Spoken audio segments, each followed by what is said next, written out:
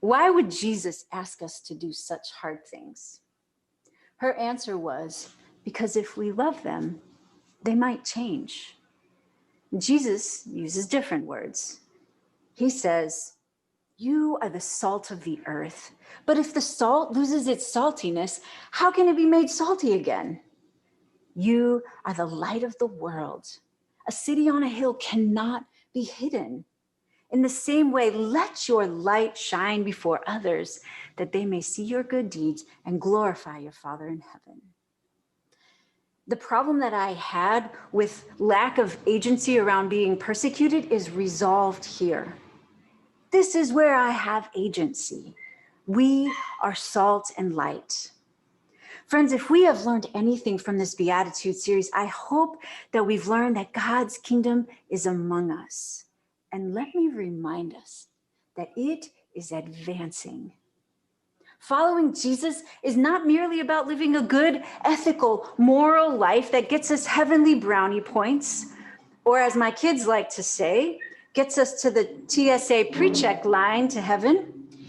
As followers of Jesus, we are signposts for the kingdom and witnesses to a kingdom that redefines who is blessed.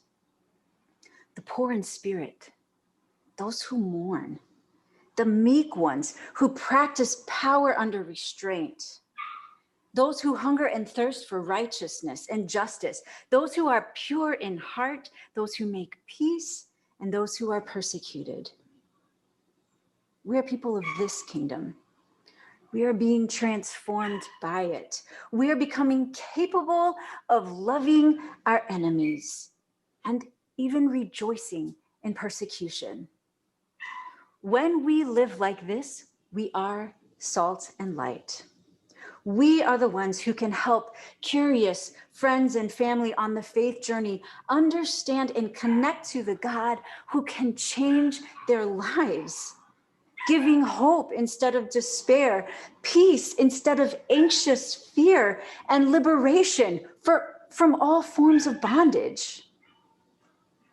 Why does Jesus ask us to do such hard things, like loving our enemies and praying for those who persecute us, and like rejoicing when we're being persecuted?